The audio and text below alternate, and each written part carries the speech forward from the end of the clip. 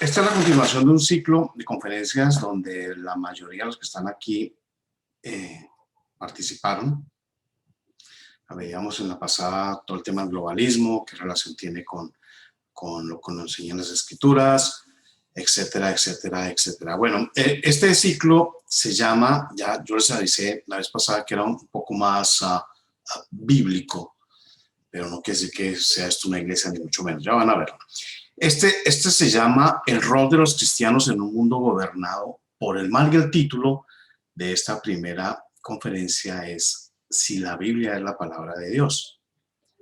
Algunas personas de las que están aquí pues ya conocen el temario, pero nos sobra recordar que en el alrededor del mundo más de 1.000 millones, ya creo que casi 2.000 millones de personas se definen a sí mismos como cristianos. Dentro de estos se incluyen a católicos, a luteranos, a protestantes, a presbiterianos, carismáticos, pentecostales, etcétera, etcétera. Hay muchas denominaciones y son gente de diferentes razas, de diferentes nacionalidades. Todos dicen que tienen una fe cristiana, pero lamentablemente, y hay que reconocerlo, muy pocos practican abiertamente la fe que confiesan.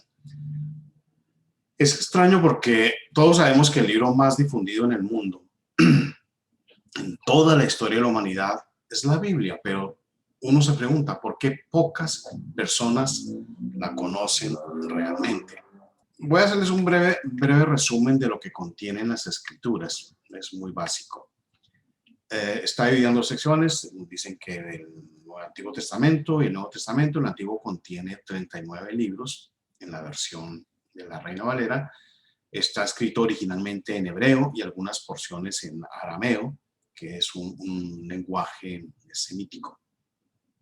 La segunda sección es el Nuevo Testamento, que tiene 27 libros, cuyas copias más antiguas están escritas en griego, pero últimamente se están descubriendo las copias escritas de los evangelios, las copias escritas en hebreo. Eso vamos a verlo más adelante. El Antiguo Testamento describe la creación del mundo, en particular de Adán, de Eva. Nos cuenta que Adán y Eva desobedecieron a Dios, que trajeron una sucesión de consecuencias malignas sobre sí mismos y sobre su descendencia en el planeta Tierra. Más adelante, en el mismo libro de Génesis, nos habla de Abraham, un hombre que fue escogido por Dios para ser el padre de un pueblo especial, por medio del cual Dios se dispone a traer la redención, la compra sobre todo el género humano.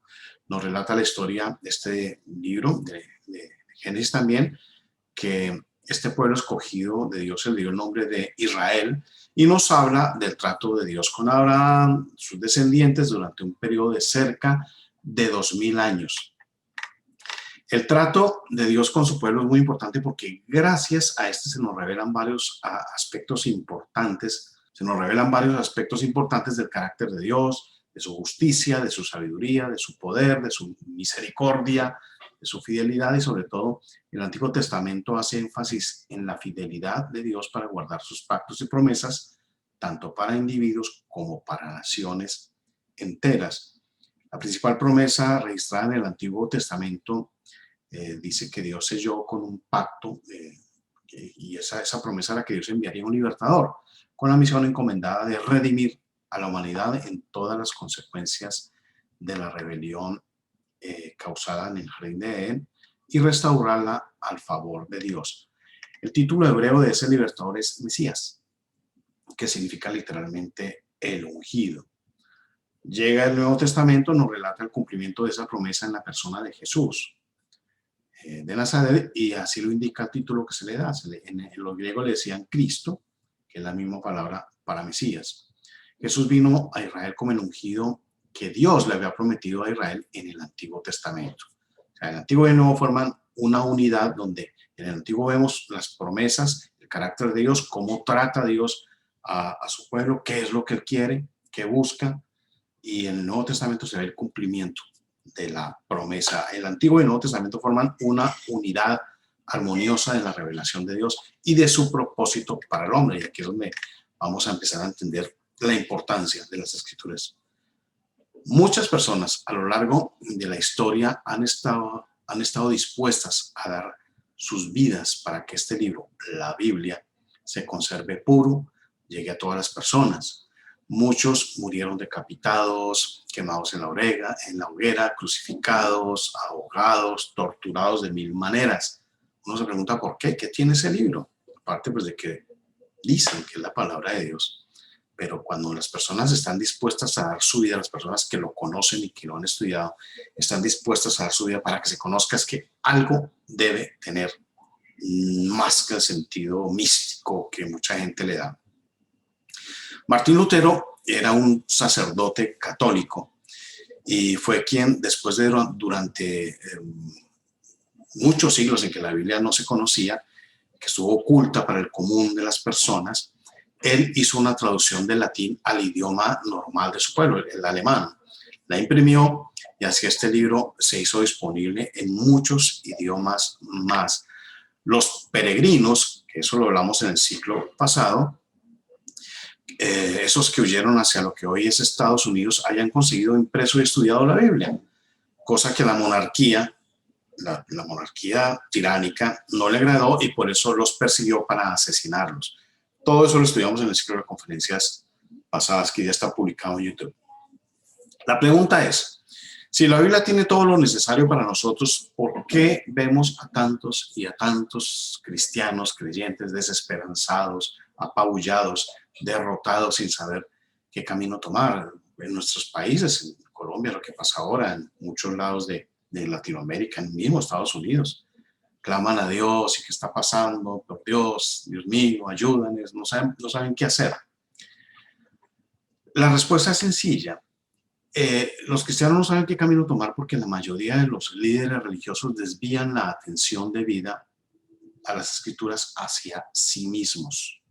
Desvían la fe de los hombres hacia sistemas humanos, hacia personas que se apropian de la autoridad bíblica y se autoproclaman como canales de Dios para los hombres y viceversa. Al hacer eso, desvían del camino a las personas que andan en busca de Dios, ocultando intencionalmente o no que el Espíritu Santo es quien guía a cada persona a la verdad. O sea, no es un líder religioso, es el Espíritu Santo que guía a las personas que andan en busca de Dios.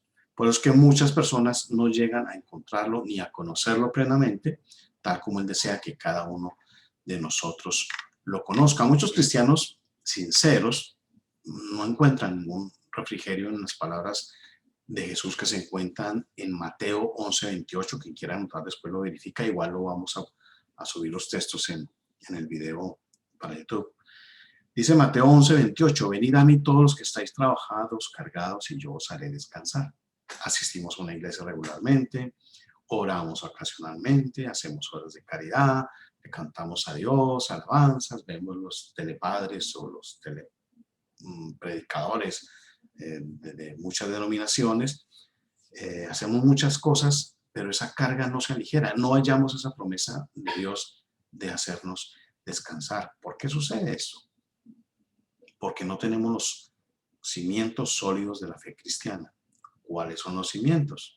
Eso lo veremos en otra conferencia de este ciclo más adelante. Pero piensen en esto.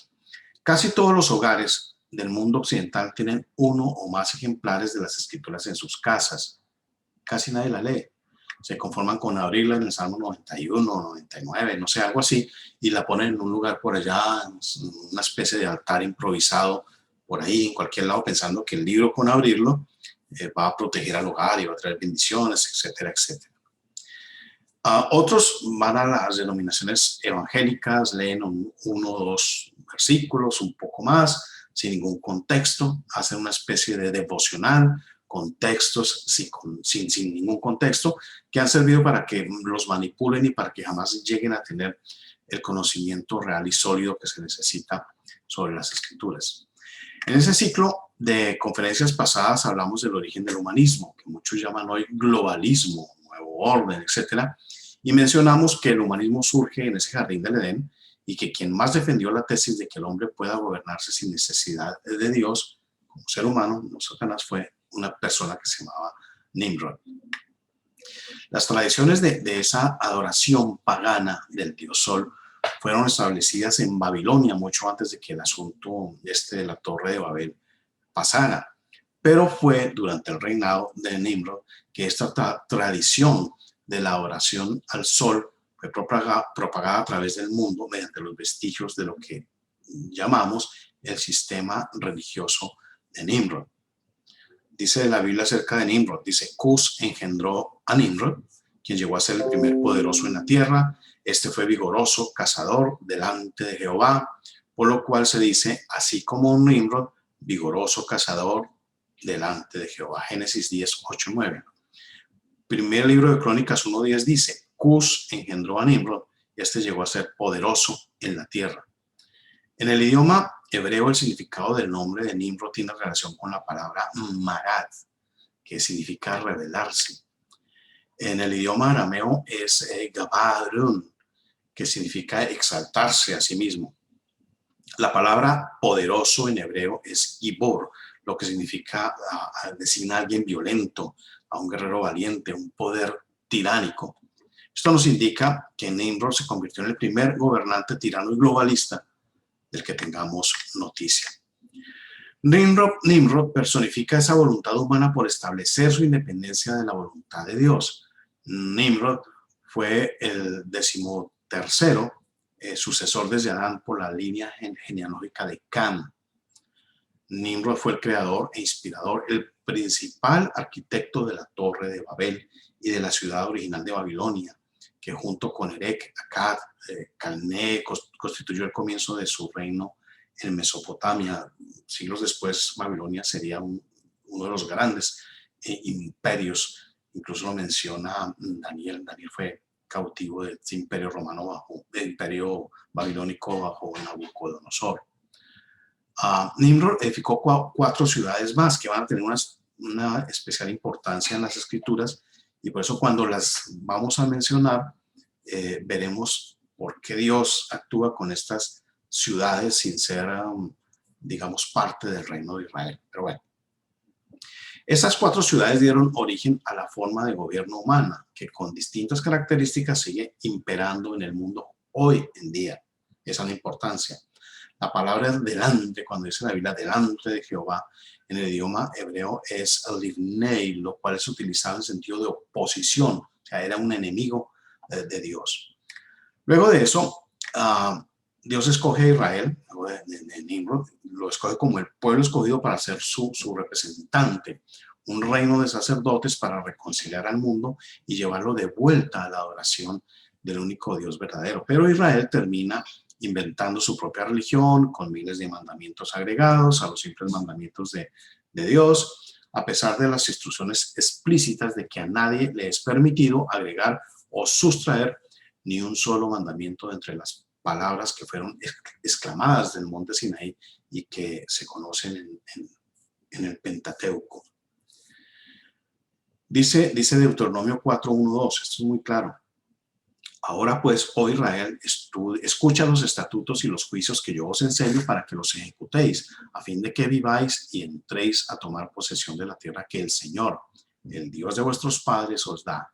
No añadiréis nada a la palabra que yo mando, ni quitaréis nada de ella, para que guardéis los mandamientos del Señor, vuestro Dios, que yo os mando. Ojo, nadie podía agregar ni quitar la ley, estaba completa.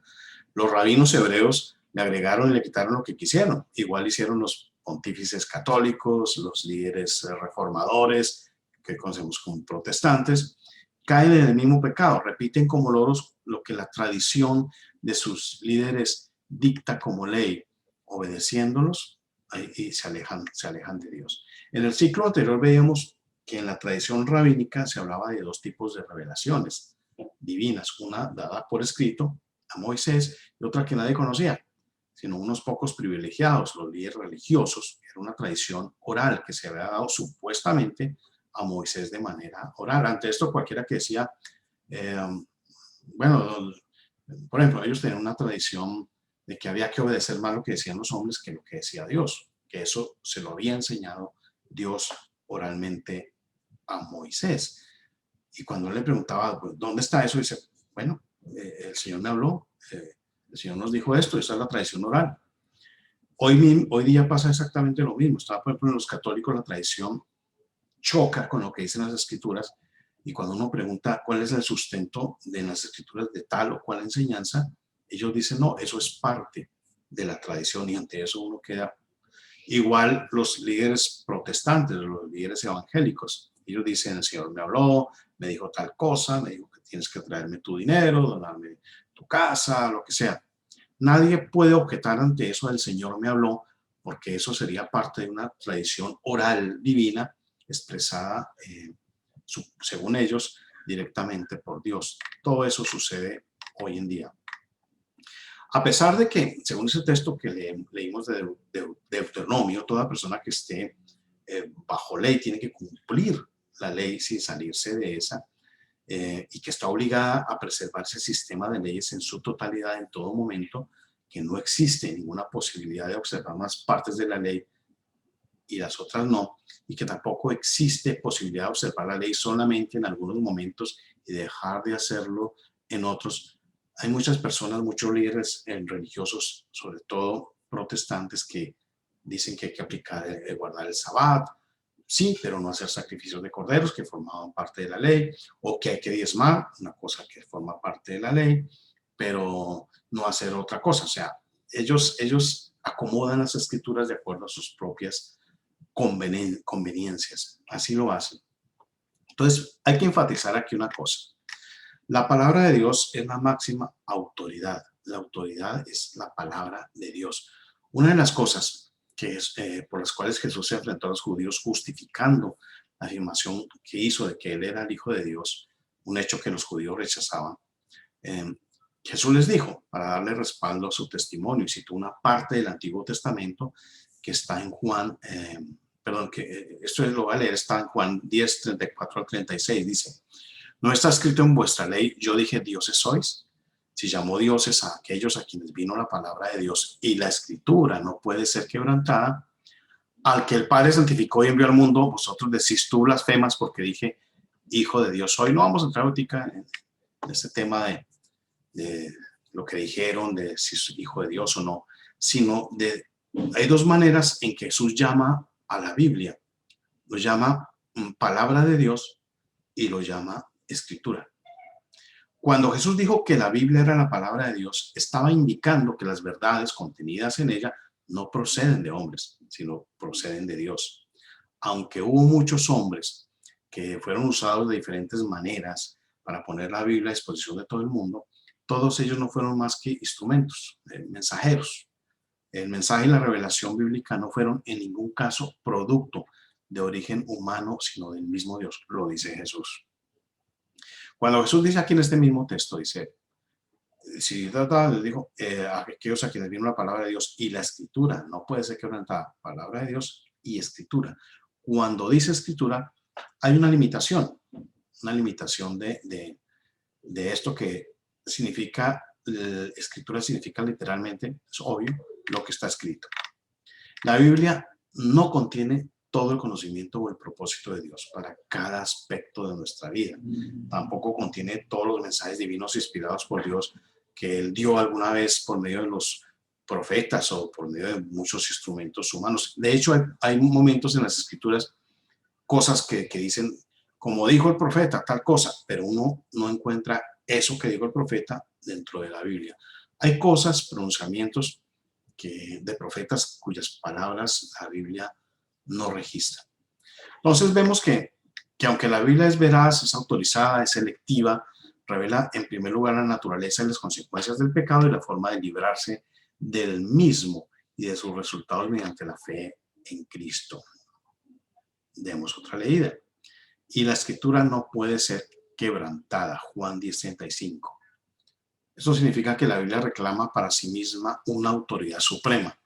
Puede que se escriban miles y miles de tratados, de volúmenes a favor o en contra de la Biblia, pero jamás podrá ser quebrantada. Entonces, cuando creemos en que los hombres que escribieron las escrituras fueron meros instrumentos o canales, y que cada mensaje provino directamente de Dios, no queda ninguna base lógica para rechazar o cuestionar el reclamo que hace la Biblia de sí mismo, que es que tiene autoridad completa. No puede decir uno, sí, dice la Biblia eso, pero no sé. Entonces, uno cree en todo lo que dice la Biblia o no. Entonces, acepta la Biblia como palabra de Dios o no. Entonces, es importante partir de ahí. En 2 Timoteo 3:16 dice que toda escritura es inspirada por Dios, es útil para enseñar, para redarguir, para corregir, para instruir en justicia. El Espíritu Santo controló y dirigió a todos los que escribieron los distintos libros de la Biblia. El término usado aquí para inspirada significa literalmente en el griego en que fue escrito esto, que es insuflada, y esto está directamente relacionado con el término espíritu. Dice 2 de Pedro 1:21, porque nunca la profecía fue traída por voluntad humana, sino porque los santos hombres hablaron siendo inspirados por el Espíritu Santo. Inspirado significa literalmente llevados por, conducidos por, dirigidos por. Es decir, de la manera en que los hombres controlan y dirigen el rumbo de un satélite, un avión a control remoto, qué sé yo, el Espíritu Santo controló a los hombres que escribieron la Biblia, valiéndose de las facultades mentales y espirituales de ellos. ¿Cómo sabemos o cómo podemos estar seguros de la exactitud de ese mensaje bíblico? Salmo 12:6 dice, las palabras del Señor son palabras puras, plata probada en un crisol, en la tierra 7 veces refinada. Esto nos quiere decir que la palabra de Dios es como plata pura y refinada. El fuego del crisol es como el Espíritu Santo que refina 7 veces. La palabra 7 en las escrituras significa perfecto, perfección. Esta palabra, garantizando la pureza del mensaje, ha sido refinada 7 veces.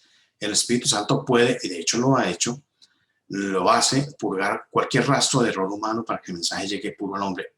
Por supuesto, la Biblia ha sido adulterada muchas veces. De hecho, el texto de Deuteronomio que leímos dice eso, que será maldito el que le quite o le ponga. Y eso significa que puede suceder. Y ha sucedido, pero cuando se es guiado por el Espíritu Santo, uno en su lectura personal, en su estudio personal, uno va purificando ese mensaje, va diciendo esto, y la Biblia misma va revelándose ante quien está estudiando. Alguien dijo no hace mucho una frase muy brillante que me parece bien importante, que dice que la Biblia es un texto de hipervínculo y quien guía de un paso a otro es el Espíritu Santo.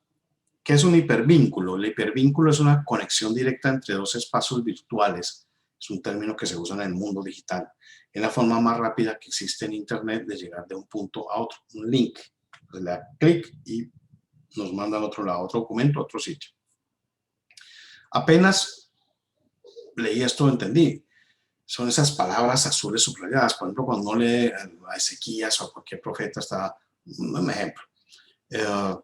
Está contando un evento de no sé qué, entonces llega y dice, y me negarán ustedes los que me traspasaron, dice el Señor, y me dice, ¿esto qué tiene que ver?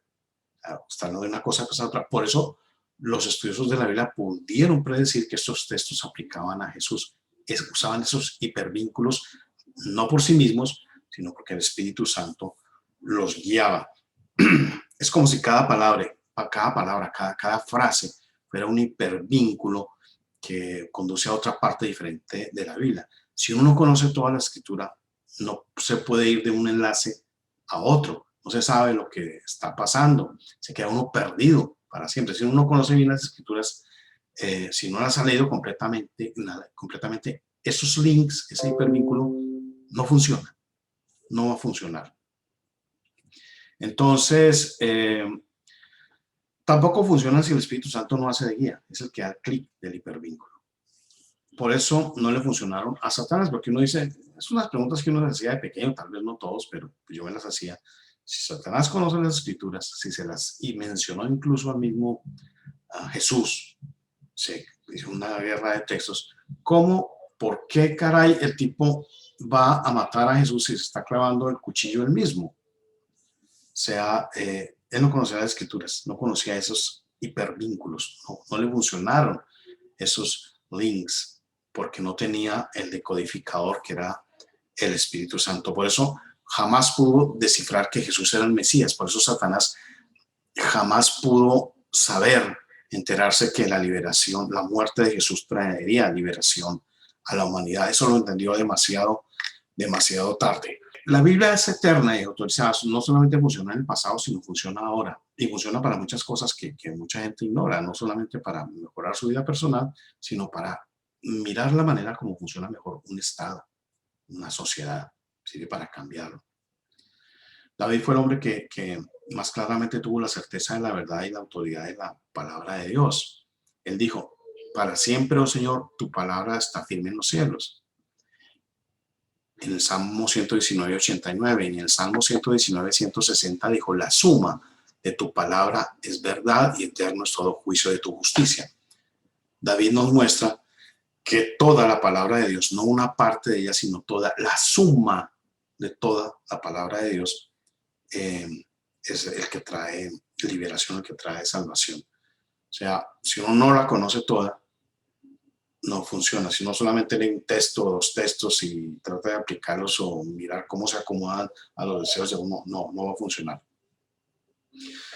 Entonces, Mateo 5, 17 y 18, Jesús dice, no penséis que he venido a abrogar la ley de los profetas. La frase la ley de los profetas se aplicaba en ese tiempo para lo que conocemos hoy como Antiguo Testamento. No he venido para abrogar, sino para cumplir, porque de cierto os digo que hasta que pasen el cielo y la tierra, ni una jota, ni una tilde pasará de la ley hasta que todo se haya cumplido. Lo que está Cristo diciendo aquí es que el texto de las Escrituras hebreas es tan exacto, tan autorizado, que ni siquiera una parte de ellas, ni siquiera una coma puede ser alterada o quitada, aunque en ese lenguaje hebreo no funcionaban las comas. Jesús siempre recalcó que lo dicho por las Escrituras eran palabra de Dios. Dice Mateo 22, 31, 32, no habéis leído lo que os fue dicho por Dios cuando dijo, yo soy el Dios de Abraham, el Dios de Isaac y el Dios de Jacob. Jesús está citando aquí Éxodo 3:6, que lo escribió Moisés. Aquí Jesús no dice, ¿no oíste lo que dijo Moisés? No, dijo, ¿no oíste lo que dijo Dios? Aunque el que lo haya escrito haya sido Moisés. Moisés simplemente fue un mensajero. Fue simplemente el instrumento usado por Dios para eso. Hay que reconocer que muchos han tratado de adulterar la Biblia, pero hay garantías de que cualquiera que escudriña las Escrituras, guiado por el Espíritu Santo, llega a la verdad. Considerando la autoridad del Nuevo Testamento, es importante observar un hecho notable que hasta donde se sabe, Cristo no escribió ni una sola palabra, absolutamente nada. Él dijo, por tanto, id a hacer discípulos a todas las naciones, bautizándoles en el nombre del Padre, del Hijo y del Espíritu Santo, enseñándoles que guarden todas las cosas que os he mandado. Antes de eso les dijo, por tanto, mirad, yo os envío profetas, sabios y escribas. Mateo 23, 34. Escribas significa escritores, es decir, los que sientan las enseñanzas religiosas en forma escrita. ¿Qué significa eso? Que Jesús tenía la intención de que sus discípulos dejaran constancia permanente, escrita, de su ministerio y sus enseñanzas. Jesús tomó todas las medidas necesarias para que los discípulos escribieran lo exacto, porque prometió enviarles el Espíritu Santo con ese objetivo. Dice Juan 14, 26, pero el Consolador, el Espíritu Santo, que el Padre enviará en mi nombre, Él os enseñará todas las cosas y os hará recordar todo lo que yo os he dicho. Cuando venga el Espíritu Santo, les dijo en esa época, Él les hizo la provisión para el pasado y el futuro de estas palabras, igual que para el registro exacto de lo que los discípulos habían visto y oído, como para que recibieran con exactitud esas nuevas verdades que el Espíritu Santo les habría revelar. El pasado lo cubre la frase, os hará recordar todo lo que yo os he dicho, y el futuro está previsto en, Él os enseñará todas las cosas, Él os guiará a toda verdad. Entonces, la exactitud y la autoridad del Nuevo Testamento, igual que la del Antiguo, no depende de la observación, de la capacidad, de la memoria, de la comprensión del hombre, sino de la enseñanza, la dirección, el control del Espíritu Santo. Y por esa razón, Pablo está diciendo, toda la Escritura, tanto el Nuevo como el Antiguo Testamento, es inspirada de Dios. Los apóstoles sabían bien esta verdad y reclamaban esa autoridad para sus propios escritos. Pedro dice en 2 de Pedro 3, 1, 2. Amados, esta es la segunda carta que os escribo. En estas 2 cartas estimulo con exhortación vuestro limpio entendimiento para que recordéis las palabras que antes han sido dichas por los santos profetas y el mandamiento del Señor y el Salvador declarado por vuestros apóstoles. Pedro ubica en el mismo lugar las escrituras del Antiguo Testamento y los mandamientos escritos por los apóstoles de Cristo como de igual autoridad. Pedro también reconoce la autoridad divina de los escritos de Pablo porque dice en 2 de Pedro 3, 15, 16: tened entendido que la paciencia de nuestro Señor es para salvación, como también nuestro amado hermano Pablo, según la sabiduría que le ha sido dada, os ha escrito casi en todas sus epístolas, hablando en ellas de estas cosas, entre las cuales hay algunas difíciles de entender, las cuales los indoctos e inconstantes tuercen, como también las otras escrituras para su perdición. O sea, cuando habla de las cartas de Pablo y las compara con las otras escrituras que son del Antiguo Testamento, dice que son iguales, las ponen al mismo nivel. Entonces, Pedro cuando dice las otras escrituras, indica incluso en la misma vida de Pablo estaba vivo, que en vida de Pablo los otros apóstoles reconocían que sus epístolas poseían la total autoridad de las escrituras, aunque Pablo nunca conoció a Jesús durante su ministerio terrenal. Por consiguiente, la exactitud y la autoridad de las enseñanzas de Pablo dependen únicamente de la inspiración sobrenatural y la revelación del Espíritu Santo. Lo mismo aplica a Lucas, que tampoco estuvo en el ministerio de Jesús en vida. Y bueno, se nos ha dicho qué tiene que ver esto con el mundo en que vivimos, cómo nos puede dar solución a los problemas que vivimos hoy en nuestros países, en nuestras vidas, nuestras familias. Se nos ha dicho siempre, en cuanto a las naciones, que los cristianos debemos dar al César lo que es del César y quedarnos callados y obedientes ante César, si es tirano incluso. George Washington dijo que el poder de la Constitución siempre estará en el pueblo. La Constitución de los Estados Unidos de América forma la corporación de un gobierno federal y es dada, como dijo Washington, para un propósito determinado, definido, y durante ciertos periodos limitados para los representantes de su elección. El poder es retenido por la gente, no por el gobernante. Eso es un derecho dado por Dios.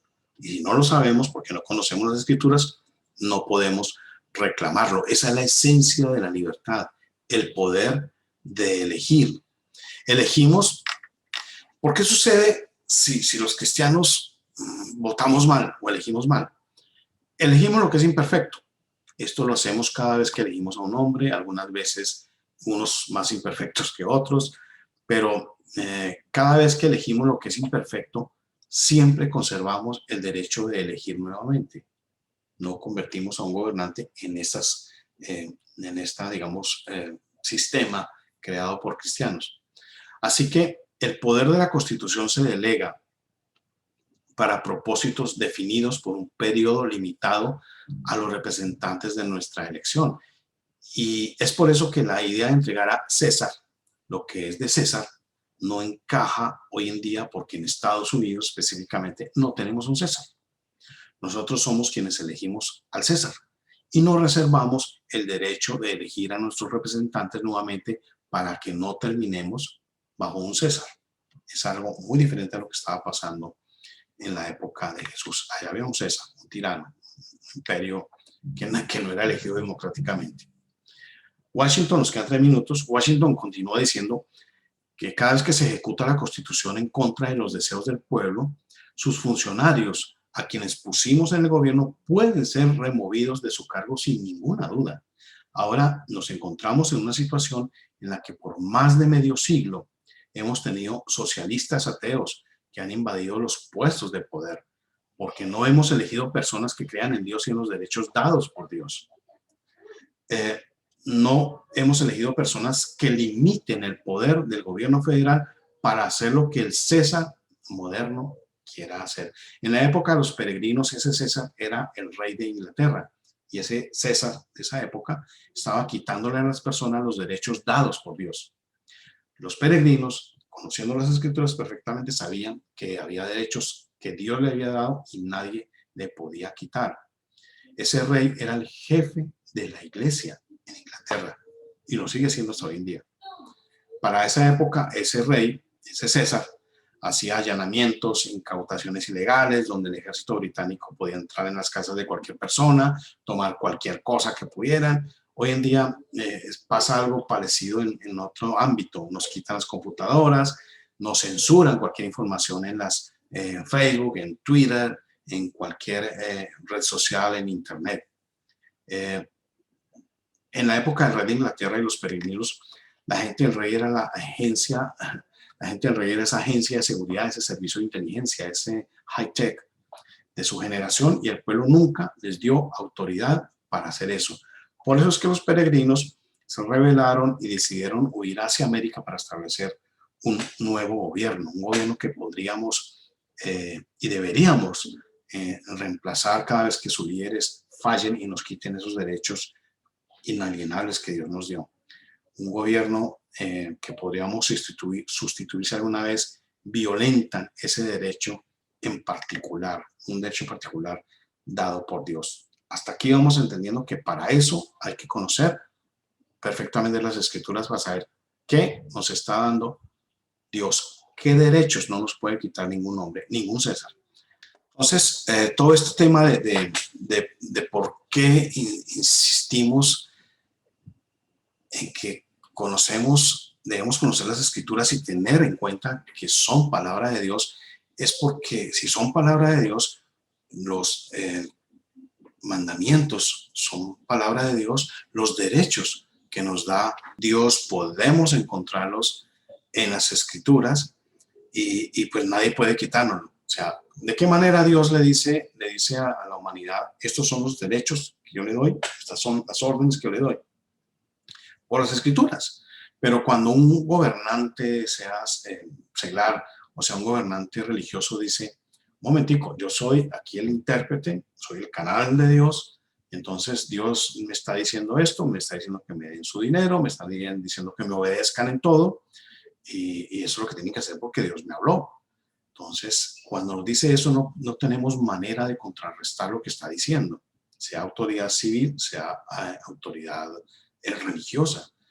Ellos saben, lo vimos en el ciclo de conferencias pasadas, que conocer las escrituras, estudiarlas, obedecer a Dios, hace que uno pueda discernir si lo que le está enseñando un gobierno o un líder religioso es cierto o no.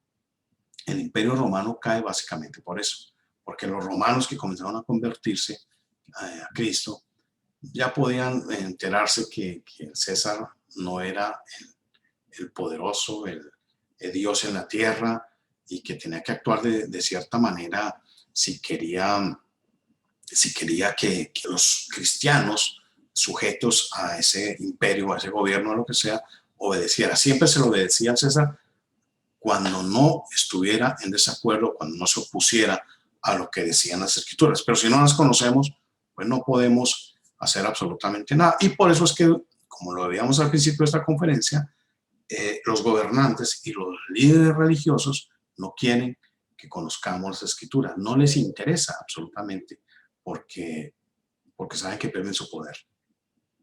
Entonces, en la época del rey de Inglaterra, cuando era la época de los peregrinos, la gente del rey era esa agencia de seguridad, era esos dueños de la red, del internet, que podía censurarnos, quitarnos, meterse en nuestras casas, decir hagan esto, hagan lo otro, porque yo soy la autoridad de la iglesia. Entonces, cuando uno conoce las escrituras, cuando uno conoce esos derechos que no le puede quitar ningún hombre, cuando sabemos que quien nos da los derechos es Dios, no Alá, no Buda, no la madre naturaleza, no el cosmos, ni ninguna tontería de esas. Por eso es que los globalistas, los del nuevo orden mundial, los socialistas de la prensa, del gobierno, del sistema educativo, del mismo Hollywood, de todo el sistema de entretenimiento, de las mismas iglesias, porque las iglesias están controladas, la mayoría, por socialistas. Entonces, esas iglesias que se dicen cristianas no quieren que conozcamos las Escrituras, porque saben que cuando las conozcamos, como dicen las Escrituras, seremos libres.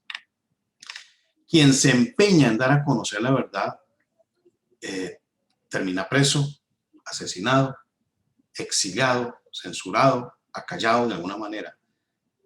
Quien busca la verdad va a llegar indefectiblemente a la conclusión de que la verdad solamente se encuentra y emana de las Escrituras. No hay otra fuente de verdad. Vuelvo y repito, ni Alá, ni Buda, ni mi otro yo, ni yo no sé qué más cosas enseñan por ahí.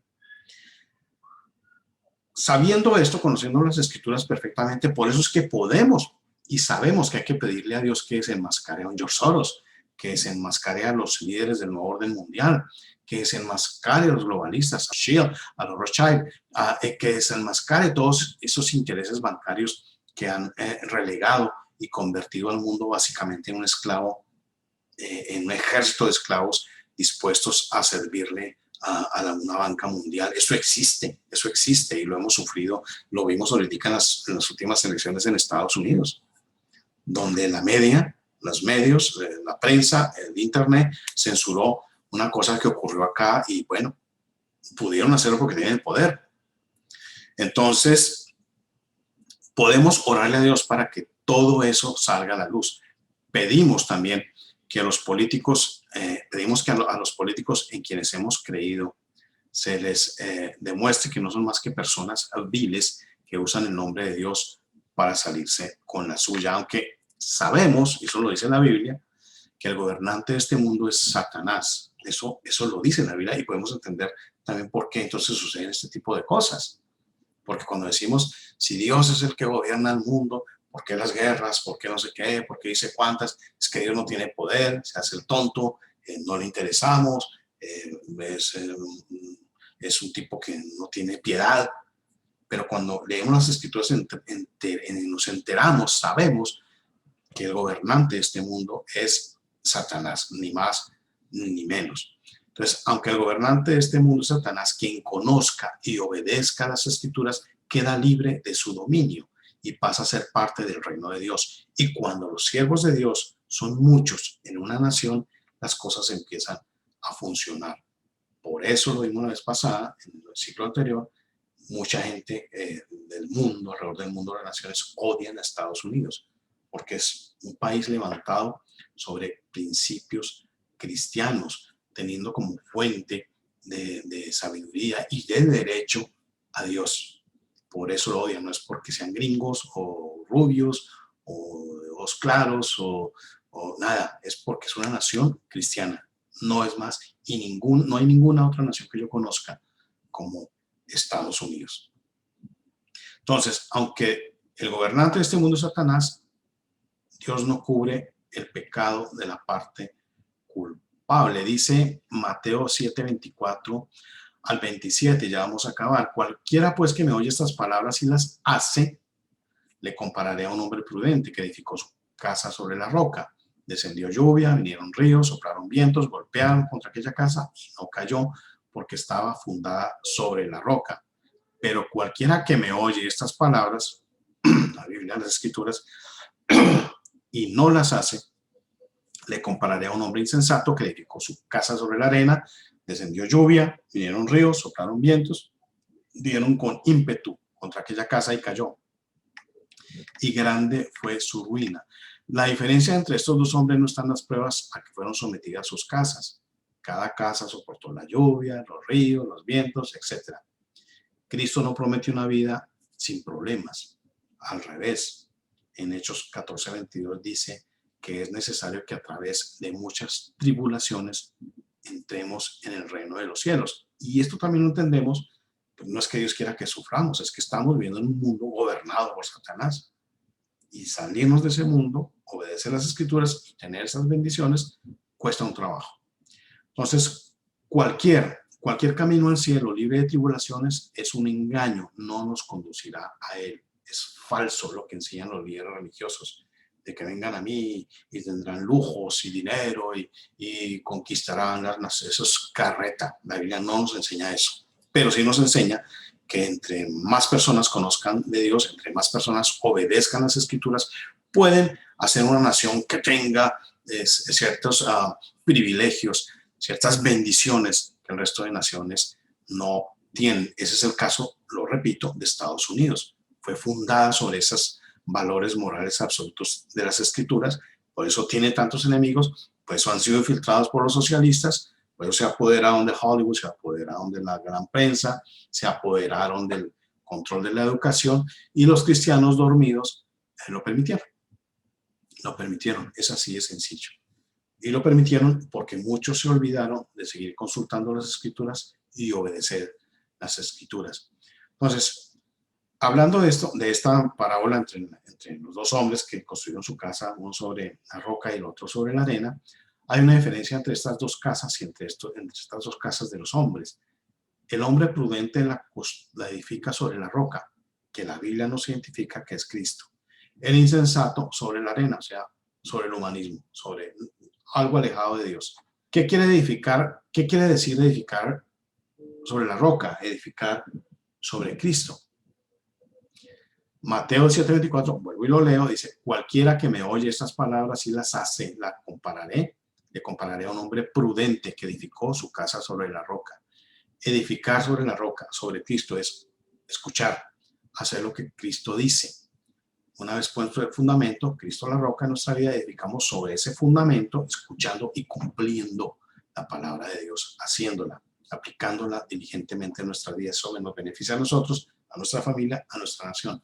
Hay mucha gente que cree que es, clamar a Dios, Dios mío, eres lindo, bello, te amo, y le digo canciones, pero no obedece las Escrituras porque no las conoce. Hay que conocerlas. Dios dice, el que me ama no es el que se tira al piso o sube de rodillas a los santuarios, a las iglesias, se azota, no. Él dice, el que me ama es el que escucha mi palabra y la obedece. O sea, no solamente basta escucharla, ir a misa o a los cultos de otras iglesias, sino obedecerla. La única manera de obedecerla es estudiándola personalmente. No hay otra manera, hay que conocerla. Entonces, dice Hechos 20:32, y ahora, hermanos, os encomiendo a Dios y a la palabra de su gracia que tiene poder para sobreedificaros. Solamente la palabra de Dios, escuchándola, estudiándola, cumpliéndola, obedeciéndola, aplicándola, es capaz de levantar dentro de nosotros ese edificio de fe fuerte que va a traer bendición sobre nosotros mismos y sobre nuestra nación. Una cosa importante que casi nadie enseña, ningún ministro, ¿qué es la Biblia? ¿Cuál es la relación entre Cristo y la Biblia? ¿Qué es la Biblia? La Biblia es la palabra de Dios. Pero por otra parte también encontramos en Juan 1:1 que Cristo es la palabra de Dios. Entonces la Biblia es la palabra de Dios, pero la misma Biblia dice que Cristo es la palabra de Dios. Juan 1:1, en el principio era el verbo, la palabra, el verbo era con Dios y el verbo o la palabra era Dios. Y aquel verbo fue hecho carne, dice Juan 1:14, y habitó entre nosotros y vimos su gloria, gloria como del unigénito del Padre. Apocalipsis. Cristo estaba vestido de una ropa teñida en sangre y su nombre es el verbo de Dios o la palabra de Dios. La Biblia es la palabra de Dios, Cristo es el verbo de Dios, lo mismo que la palabra. Cada cual es una revelación de Dios autorizada y perfecta. Cada una concuerda con el otro a la perfección. La Biblia nos revela a Cristo, Cristo cumple la Biblia. La Biblia es la palabra escrita de Dios, Cristo es la palabra encarnada de Dios. El mismo Espíritu que revela a Dios, el Espíritu Santo, mediante su palabra escrita, también revela a Dios hecho carne, Jesús. Tener a Cristo es entonces tener la palabra de Dios. Entonces viene algo, si en este sentido Cristo es uno con la Biblia, nuestra relación con Cristo debería ser la misma que nuestra relación con la Biblia. Recordemos el texto que acabamos de leer. El que me ama, mi palabra guarda. O sea, no podemos amar más a uno que al otro. No podemos decir amo a Dios si no amamos su palabra y obedecemos su palabra. Entonces, en el capítulo 14 de Juan, Jesús advierte a sus discípulos que Él está a punto de separarse de ellos, está resucitado, se va de su en presencia física, pero de ahí en adelante dice, establecerá un nuevo tipo de relación. Los discípulos no entienden cómo podrán verlo y tener comunión con Él si se va.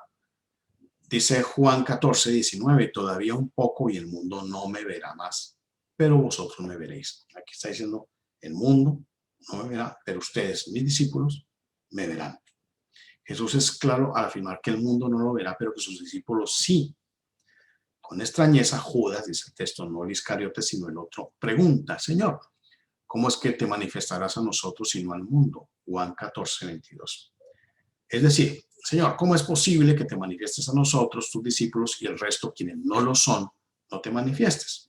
¿Qué clase de comunicación tendrás con nosotros y no con el mundo? Jesús les dice, pues juega, Juan 14, 23, el que me ama, mi palabra guardará y mi Padre le amará y vendremos a él y haremos morada con él. La palabra clave es mi palabra guardará, esa es la clave.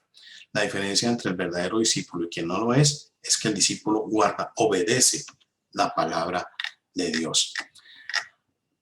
El que dice 1 Juan 2, 4, 5, yo le conozco y no guarda sus mandamientos, no los obedece, el tal es mentiroso y la verdad no está en él.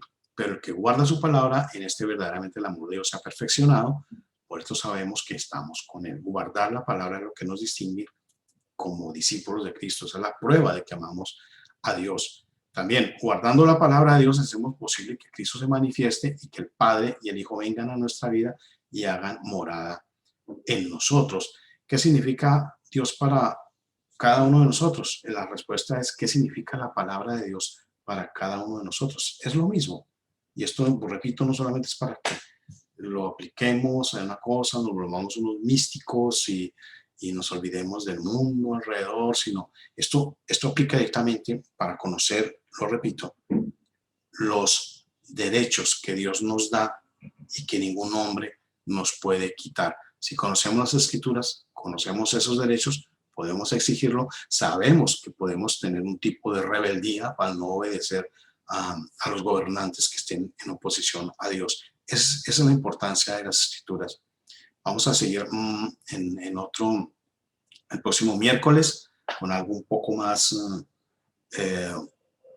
digámoslo, más explícito entre la relación de conocer la palabra de Dios y cómo podemos aplicarla en la construcción de una nación. No sé, hasta aquí llegamos. Muchas gracias, pero si tienen alguna pregunta pueden abrir sus micrófonos y preguntar.